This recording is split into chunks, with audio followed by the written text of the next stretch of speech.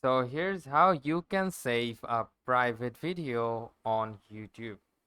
So for that reason, first of all, let me just open up my YouTube application and simply go with the profile icon on the bottom left corner, and then simply go with the view channel to find out all the videos available in my channel. So for this, as you can see, here is the private video that I want to share.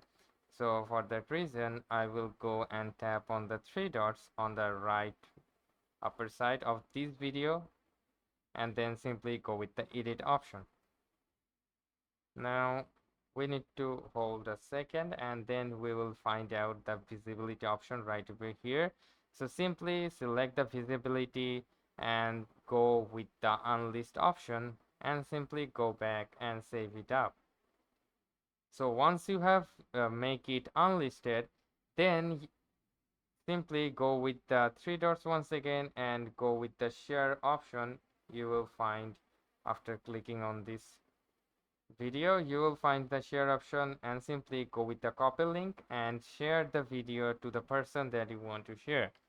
Now you can share the private video on YouTube, which is not publicly available, but you can share the link to the person that you want to watch the video before it goes public.